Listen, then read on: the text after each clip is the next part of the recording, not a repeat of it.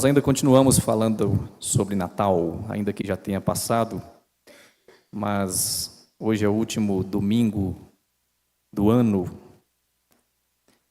e nós nos alegramos e somos gratos ao Senhor por mais um ano que tem chegado ao final. E eu quero terminar uma série que nós começamos falando sobre o nascimento de Jesus. Eu gostaria de falar hoje com os irmãos em Lucas, no capítulo 2, versículos 25 ao versículo 35.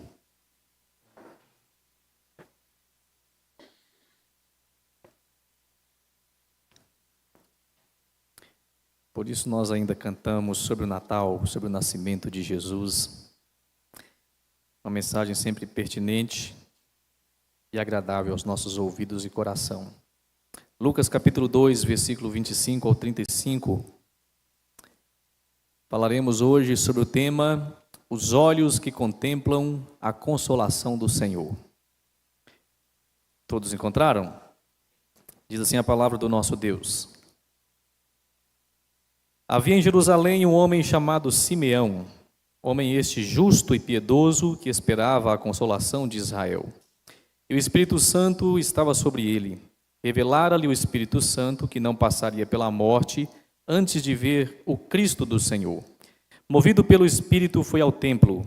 E quando os pais trouxeram o menino Jesus para fazerem com ele o que a lei ordenava, Simeão tomou nos braços e louvou a Deus, dizendo: Agora, Senhor, podes despedir em paz o teu servo, segundo a tua palavra, porque os meus olhos já viram a tua salvação, a qual preparaste diante de todos os povos, luz para a revelação aos gentios e para a glória do teu povo de Israel.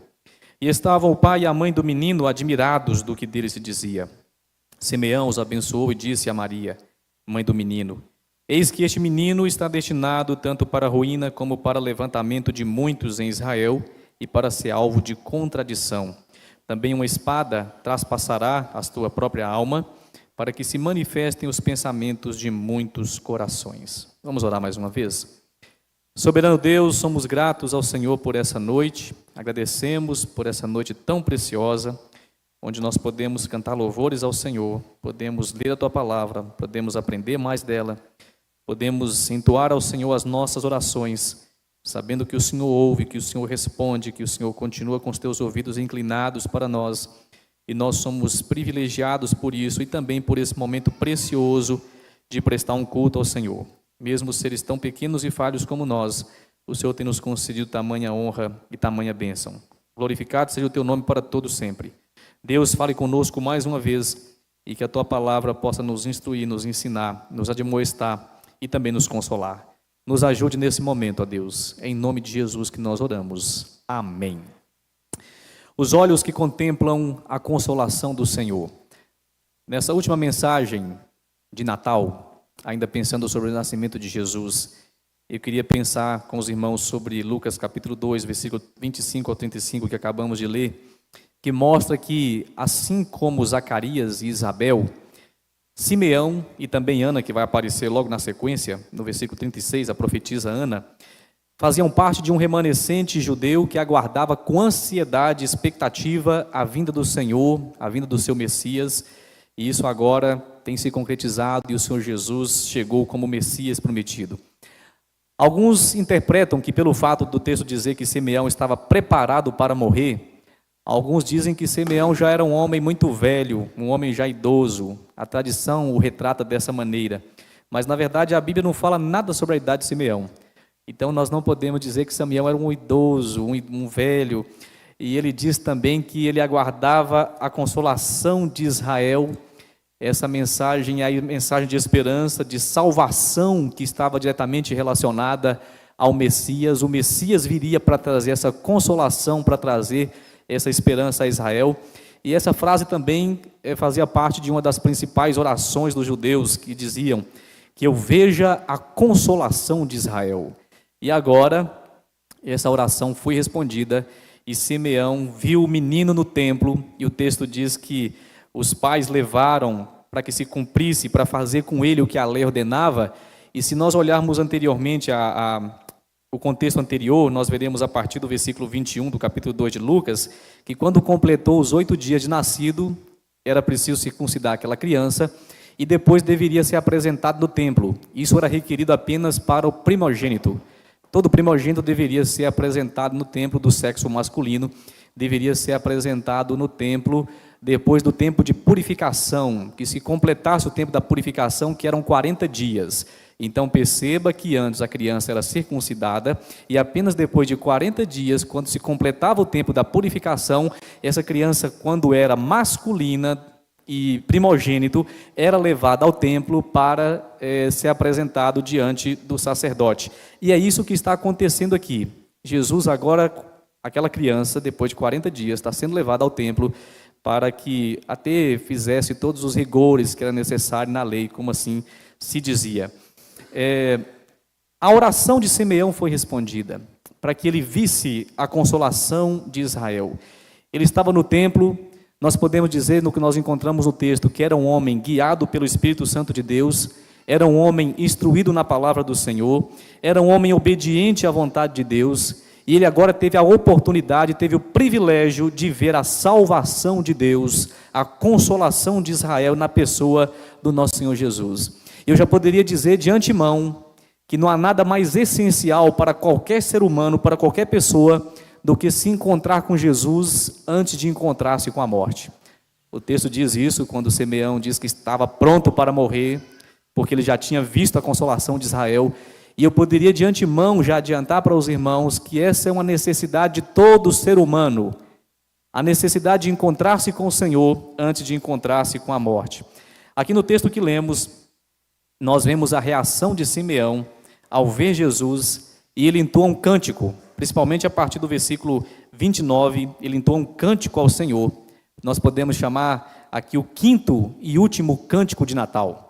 Nós já falamos sobre pelo menos outro aqui, né, que foi o Cântico de Maria, que aparece aqui mesmo em Lucas, no capítulo 1, versículo 46 ao 56, mas também tem o Cântico de Isabel, que vai aparecer no capítulo 1 de Lucas, versículo 42 a 45, tem o Cântico de Zacarias, que vai aparecer no capítulo 1, versículo 67 a 79, e tem também o Cântico Hino dos Anjos, que vai aparecer no capítulo 2, versículo 13 e 14, que nós também falamos e meditamos aqui.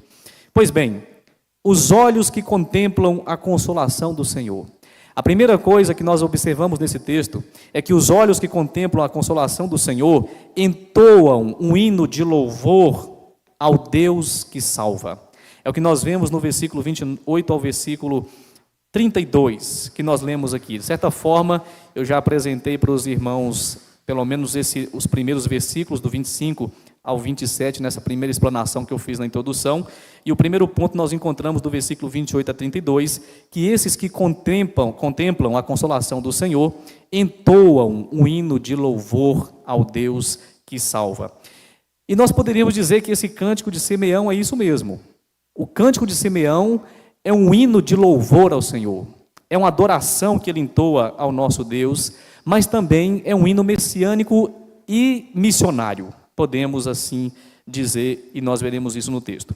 Primeiro nós percebemos no versículo 29, no versículo 28 ele toma aquela criança nos braços e louva a Deus dizendo: agora, Senhor, podes despedir em paz o teu servo segundo a tua palavra.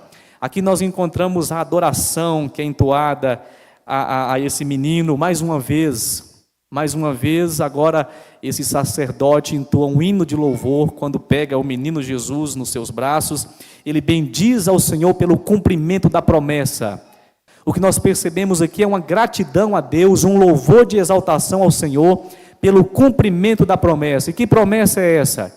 Eles aguardavam a consolação de Israel que vinha na pessoa de Jesus, o Messias. E agora ele toma nos braços esse menino. E imagine a alegria de Simeão. O Espírito Santo já havia falado para ele que ele não morreria antes de ver, de conhecer aquela criança. E agora ele vê, e ele entoa esse hino de adoração pelo cumprimento da promessa de ver o Messias. Nós também ficamos ali desejosos, quem dera se nós pudéssemos ver o Senhor Jesus voltando em nuvens antes do Senhor nos chamar para a glória, mas de toda forma nós veremos. Mas alguns ficam nesse anseio, nessa expectativa de que Jesus volte antes de nós sermos chamados, vamos dizer assim primeiro, né? E agora isso acontece com Simeão, quando ele vê aquela criança e vê o cumprimento da promessa. Ele louva a Deus com muita alegria pelo privilégio de ver Cristo. Esse também é um hino de salvação. É o que nós encontramos no versículo 30 ao versículo 32. Ele diz: porque os meus olhos já viram a tua salvação, a qual preparaste diante de todos os povos, luz para a revelação aos gentios e para a glória do teu povo de Israel. Ele diz que os olhos já viram a salvação do Senhor. E por causa disso, ele estava pronto para morrer. E uma vez que nós conhecemos o Senhor, uma vez que nós já conhecemos o Messias, o Deus da nossa salvação, eu poderia dizer que nós também já estamos prontos para morrer. É certo que muitas pessoas têm medo da morte, ficam temendo a morte. Alguns dizem que ficam naquela inquietação porque não sabem como morrerão, se será por uma enfermidade, se será por um acidente. Fica imaginando que você vai sofrer muito na hora da morte, né, dona Geni? Alguns ficam nessa inquietação por medo da morte. Mas, irmãos, uma vez que nós já conhecemos ao Senhor, uma vez que nós já conhecemos o Deus da salvação, não é mais preciso ter esse medo da morte, porque nós sabemos que morrer é estar com o Senhor, o que é incomparavelmente melhor, como Paulo diz. Além do mais, o termo despedir, que aparece aqui nesse texto, tem vários significados na língua grega, e cada um deles mostra essa tranquilidade, essa certeza e essa paz que o cristão deve ter em relação à morte. Primeiro que, em alguns momentos, essa expressão, essa palavra despedir no grego, traz a ideia de libertar um prisioneiro. Em outros momentos aparece como a ideia de desfazer as amarras de um navio que está pronto para navegar. Outra ilustração que nós conhecemos, que está lá em 2 Coríntios, no capítulo 5, versículo 1 a 8, que inclusive eu gosto muito de falar em velórios, apresenta a ideia de desmontar uma tenda e habitar e morar em outro lugar. Mas também traz a ideia de tirar o jugo de um animal de carga. De todo modo, o povo de Deus não deveria temer a morte, porque em todos os aspectos é apresentado essa alegria, essa paz e essa tranquilidade, por já conhecermos ao Senhor. E por entender que a morte nos liberta dos fardos dessa existência na terra e nos conduz para mais perto do Senhor. Enquanto estamos aqui, nós estamos nesse corpo corruptível, nesse corpo que a cada dia vai se deteriorando, estamos vivendo nesse mundo que também vai acabando gradativamente, e quando um servo de Deus morre, ele agora está livre de todos esses flagelos do pecado, essas consequências do pecado, essas consequências do mal, e nós partimos e estamos com o Senhor. Aqui está esse hino de salvação, quando ele diz que os meus olhos já viram a tua salvação. Mas também é um hino missionário.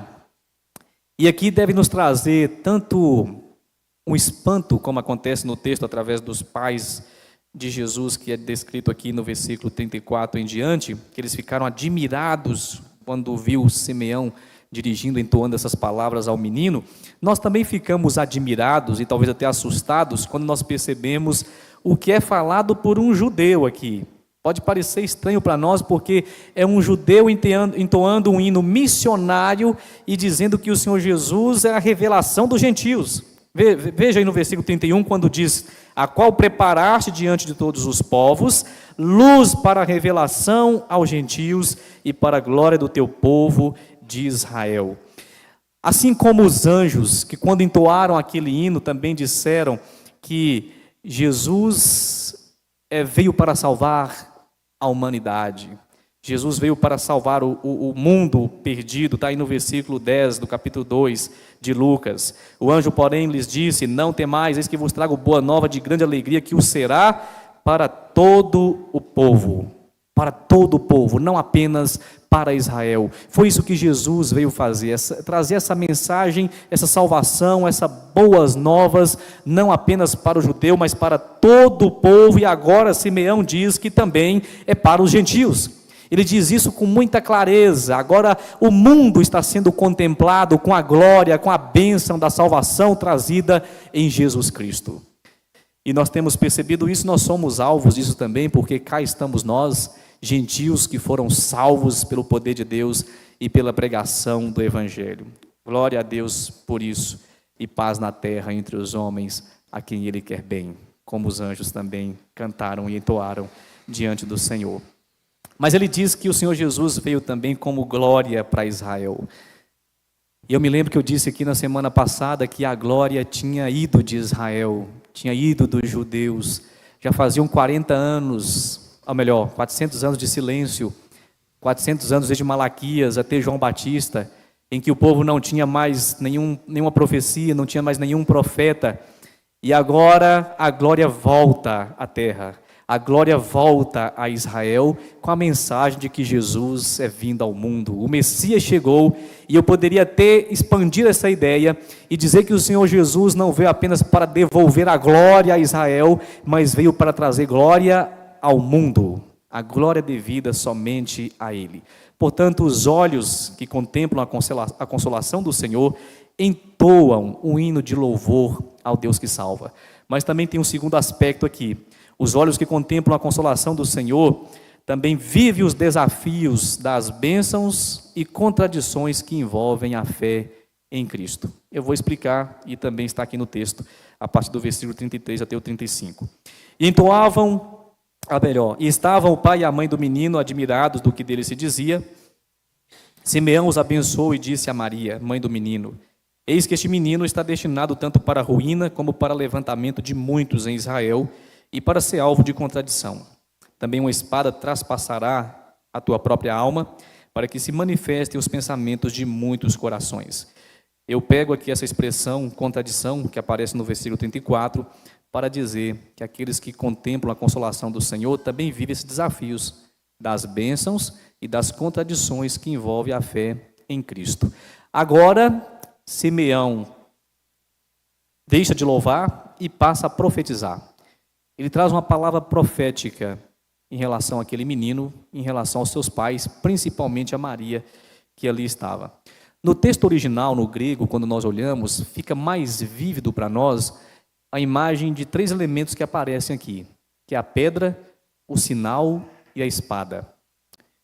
A pedra nós conhecemos bem, desde o Antigo Testamento aparece muito essa ideia da pedra, ou de uma pedra no Antigo Testamento, quando nós percebemos, por exemplo, grandes homens de Deus que recebem uma revelação, uma bênção do Senhor, uma palavra do nosso Deus, uma transformação na vida, e naquele momento eles pegam alguma pedra e começam a erigir um altar e ali adoram ao Senhor. Essa imagem da pedra é muito descrita. No Novo Testamento também, quando nós encontramos o Novo Testamento dizendo que Jesus é a pedra angular, e essa pedra que seria rejeitada por muitos.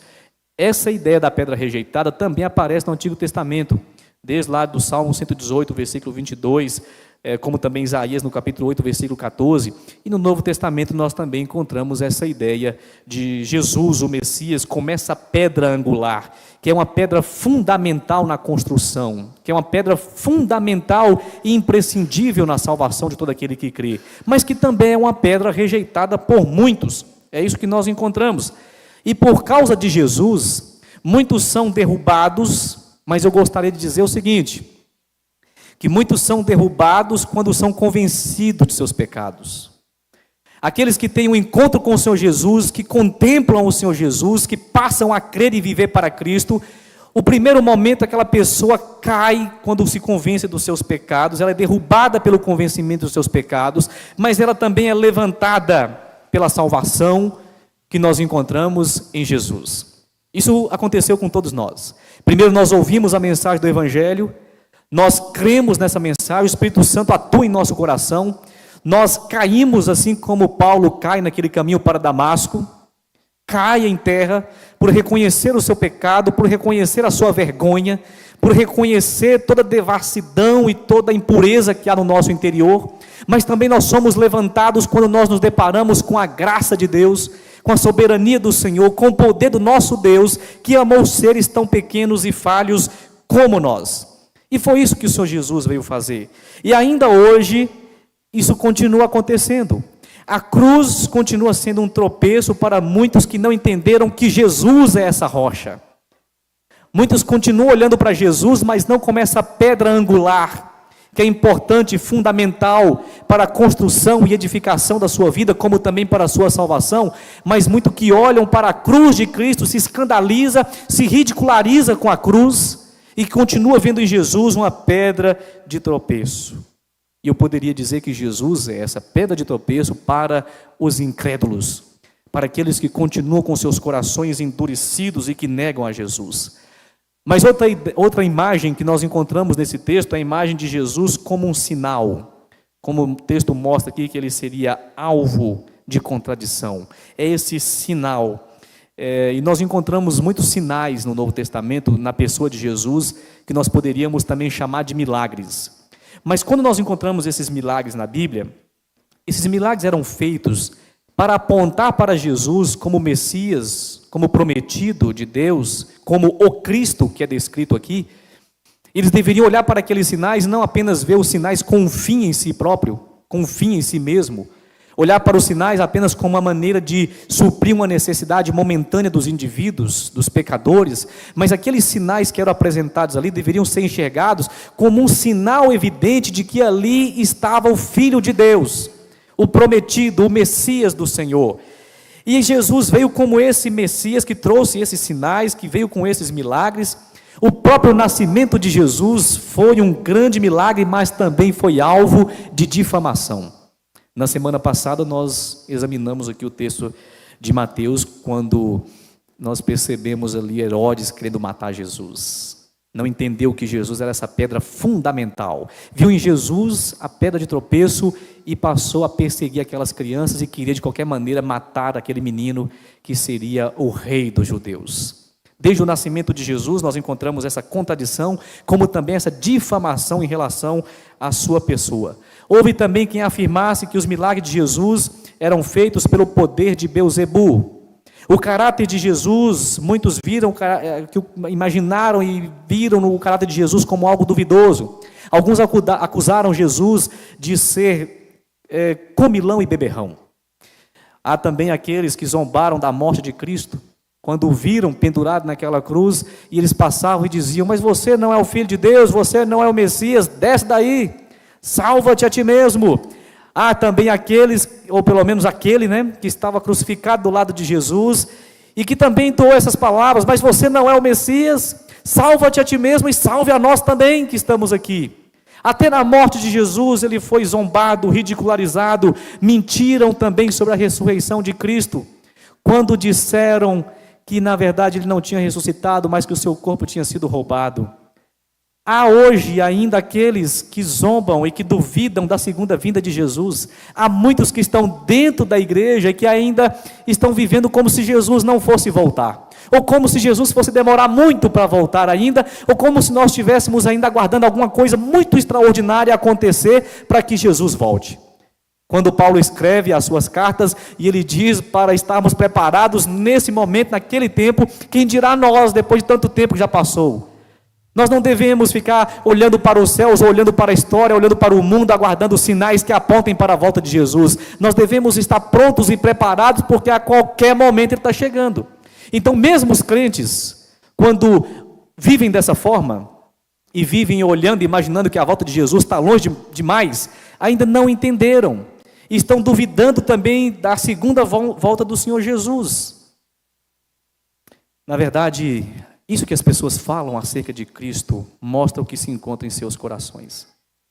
E Jesus não é apenas uma pedra de salvação, como ficou evidente dentro do que eu disse aqui. Jesus é também uma pedra de julgamento. Ele disse que aquele que crê nele já está salvo, mas aquele que não crê já está condenado. Jesus é essa pedra que trouxe salvação, mas também é essa pedra que traz julgamento. É por isso que eu digo que nós temos que pregar. Pregue, que o Evangelho sempre cumprirá o seu papel. Ou o Evangelho cumprirá o seu papel de salvar o perdido, ou de tornar o homem ainda mais indesculpável diante de Deus. O Senhor Jesus é essa pedra que trouxe salvação, mas que também traz julgamento. O Senhor Jesus também é uma pedra que traz referência, um critério para a verdadeira natureza das pessoas. Nós somos servos de Deus e nós olhamos para Jesus e queremos ser iguais a Jesus, queremos imitar Jesus, e esse é o nosso alvo. A cada dia ser mais parecido com Cristo. E a nossa vida tem que ser pautada, a nossa vida tem que ser conduzida realmente olhando por essa perspectiva, de a cada dia ser mais parecido com Jesus. E aí nós encontramos também em Cristo uma referência para as nossas posturas, atitudes, reações e até mesmo como nós agiremos nesse mundo caído e corrompido pelo pecado, e que nós estamos convivendo com tantas pessoas em nossa volta que também estão caminhando nessa incredulidade, ridicularizando Jesus, e nós, como servos de Deus, temos que ter Jesus sempre como referência, sempre. Eu poderia fazer com os irmãos da mesma forma que Cristo fez, quando virou para os seus discípulos e perguntou: o que pensais vós do Cristo? O que nós pensamos sobre o Cristo? Quem é o Cristo para você? Quem é Jesus para você? Essa continua sendo uma pergunta muito importante e que nós devemos responder. Quem é o Cristo? O que Jesus representa e significa na sua vida? E aí nós encontramos na sequência a imagem da espada que eu falei, que essa imagem é somente para Maria, está no versículo 35. Também uma espada traspassará a tua própria alma, para que se manifestem os pensamentos de muitos corações. Isso aqui, quando Simeão diz isso a Maria, ele se refere ao sofrimento dela como a mãe do Messias. Obviamente que ela sofreria, e não apenas com a morte de Jesus, mas durante todo o seu ministério. Obviamente que ela sofreu muito com tudo que ela viveu e com tudo que ela passou ao longo da vida e do ministério de Jesus. Ela experimentou muitas aflições, culminando em Jesus na cruz, quando ela estava ali desde o último momento ao lado de Cristo. E obviamente, como mãe, sofreu muito. Sofreu porque foi difamada, por ser a mãe do Messias, que foi concebido por obra do Espírito Santo. Sofreu porque logo no início teve que fugir, teve que sair para longe também, teve que se esconder. Então, obviamente, que ela teve medo, passou por muitas aflições. E Simeão já disse isso logo do início, quando ele disse que uma espada transpassará a sua própria alma. Seria realmente muito difícil. Sem querer menosprezar a devoção ou a dor de Maria, mas é importante destacar que somente Jesus cumpriu perfeitamente a obra redentora, e somente o Senhor Jesus poderia morrer pelos pecados do mundo. E é por isso que nós lemos aqui em nossa liturgia o texto de 1 Timóteo, no capítulo 2, versículos 5 e 6, que diz que há somente um mediador entre Deus e os homens, Cristo Jesus, homem. Há somente um mediador. Por mais que ela sofreu com esse papel de mãe, mas ela não ocupou o papel de redentora, ou o papel nem mesmo de mediadora entre o homem e Deus. Esse papel só pode ser ocupado por Jesus, e de fato foi ocupado por Cristo, e Paulo diz isso na primeira carta a Timóteo, no capítulo 2, versículos 5 e 6. Até que ponto ela iria compreender esse plano de Deus, esse plano da redenção para aquela criança extraordinária, que o texto mesmo diz aqui, que quando eles ouviram, eles ficaram admirados. É o que o texto diz no versículo 33. Estava o pai e a mãe do menino admirados do que dele se dizia. Mas será que eles entenderam de fato o que realmente aconteceria? Bom, se entendeu ao certo, não sabemos. O fato é que aqui no versículo 19 do capítulo 2 diz algo interessante. Maria, porém, guardava todas essas palavras, meditando-as no coração. E no versículo 51 também nos diz: e desceu com eles para Nazaré, e eram-lhe submissos. Sua mãe, porém, guardava todas essas coisas no coração. Se ela compreendeu, não sabemos. O certo é que ela estava ouvindo tudo isso, tanto ela quanto José, e estava guardando tudo no coração e ponderando sobre todas essas coisas. A palavra guardar aqui traz a ideia de juntar as coisas. É como se eles estivessem juntando tudo aquilo, para que aquilo os ajudasse a compreender a vontade de Deus. E ela ouvia, ponderava e guardava no coração. Ficava quietinha, mas estava ali juntando tudo. Houve ocasiões que ela também não entendeu o que Jesus fazia e o ministério de Jesus. Lá, por exemplo, em Marcos, no capítulo 3, versículo 31 e 35, quando Jesus está fazendo aqueles milagres, está aquela multidão, aquele povo alvoroçado querendo ver Jesus, e que chega alguém diante dele dentro da casa e diz: sua mãe e seus irmãos estão aí querendo te ver. E ele pergunta: quem é minha mãe? Quem são meus irmãos? Todos aqueles que me seguem é minha mãe e meus irmãos. Com certeza ela ficou sem entender muito bem essas coisas, mas ali estava o Senhor cumprindo perfeitamente os seus planos, os seus propósitos. E a última descrição que nós vemos de Maria está lá no capítulo 1 de Atos, no versículo 14, quando ela está no cenáculo orando junto com outros cristãos, e ali nós encontramos essa mulher piedosa. Assim como eu falei em um sermão anterior, eu quero enfatizar que o Senhor Jesus realmente viveu com duas pessoas extraordinárias. nós temos uma tendência de, às vezes, ou superestimar ou subestimar Maria, né? Ou colocá-la num lugar que não deveria, ou também diminuir e até humilhar. Na verdade, foram duas pessoas extraordinárias, tanto Maria quanto José. E Deus assim também escolheu e assim colocou. Nós simplesmente não podemos colocá-los em lugar onde o próprio Deus também não colocou e nem eles gostariam de estar. O mediador entre Deus e os homens é somente Jesus Cristo, homem. 100% Deus, 100% homem. A adoração tem que ser dada somente ao Senhor Jesus, o nosso Senhor, o nosso Redentor, assim como nós vimos também no decorrer de todos esses sermões aqui no mês de dezembro, falando desde o nascimento de Jesus, em que os anjos descem à terra e entoam louvores ao Senhor, aqueles pastores também deixam seus rebanhos e vão e adoram aquele menino, como também os magos saem de longe, saem de um lugar distante, também adoram a Jesus. E agora nós encontramos Simeão, que toma esse menino nos braços e diz: Senhor, pode despedir-me em paz. Eu já vi a consolação de Israel, eu já vi a salvação. Louvado seja o Senhor. Deixa eu trazer algumas breves aplicações para nós. Primeiro, todo ser humano tem uma grande necessidade de ver a consolação do Senhor sobre sua vida e sobre sua alma. Entenda a consolação aqui como salvação de Deus.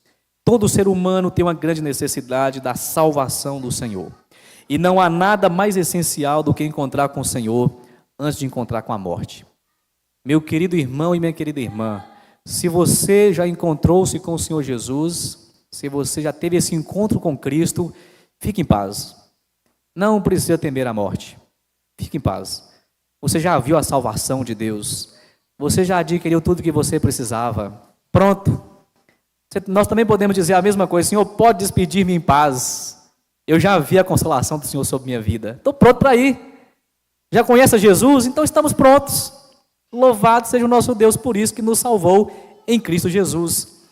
A segunda coisa, ao encontrar-se com Jesus Cristo, a vontade de adorá-lo, de entoar cânticos de adoração, de salvação e alegria pela transformação e pela consolação da nossa alma se torna irresistível. Perceberam isso? Quando os pastores recebem a notícia que Jesus havia nascido, eles querem imediatamente ir para adorar o menino. Quando aqueles magos recebem a notícia, também querem ir, querem encontrar, querem presentear aquele menino que quer adorar o Senhor Jesus. Os anjos ficaram também admirados por ver o Deus Criador, o Deus Eterno, agora habitando em um frágil ser. E eles também entoam cânticos de adoração ao nosso Deus. Isso não aconteceu só com eles, aconteceu e acontece com todos que têm um encontro real com o Senhor Jesus. Todos aqueles que encontram com o Senhor Jesus, a vontade de adorá-lo, de servi-lo, de reverenciá-lo e de viver para Ele é irresistível, irmãos. A vontade do Senhor é irresistível. E o nosso desejo, a maior satisfação do crente é adorar ao Senhor de todo o coração. A terceira coisa, que em contrapartida, Cristo continua sendo uma pedra de tropeço para aqueles que se perdem. Para aqueles que continuam duvidando do caráter de Deus, zombando da morte de Jesus, mentindo sobre a sua ressurreição, duvidando da sua segunda vinda, atacando a igreja, zombando da fé, perseguindo a igreja. E quanto a nós, crentes, quanto a nós, igreja, diante de tudo isso, qual a nossa reação, qual a nossa condição? A nossa condição é continuar olhando para Jesus, continuar olhando para Cristo e prosseguindo a nossa caminhada cristã com fé, com coragem, com ousadia e com muito trabalho. Enquanto o Senhor Jesus não voltar, nós teremos que conviver com pessoas que vão zombar da nossa fé, que vão ridicularizar da igreja, que vão zombar da igreja, que vão tentar menosprezar a fé cristã. Mas e a igreja, como é que vai reagir diante disso? Continue com seus olhos fitos em Cristo.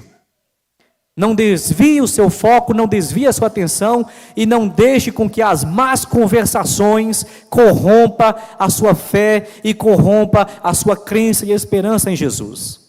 Não permita com que esse mundo caído e com a astúcia de Satanás e com a astúcia de homens perversos te leve para longe de Deus. Continue olhando para Jesus, crendo nele de todo o coração, porque em breve, muito em breve, nós veremos o nosso Redentor, o nosso Salvador retornando. e o nosso corpo será transformado em glória, e nós habitaremos com o Senhor para todo sempre. E para aqueles que ridicularizaram da igreja, aquele dia será de choro e ranger de dentes.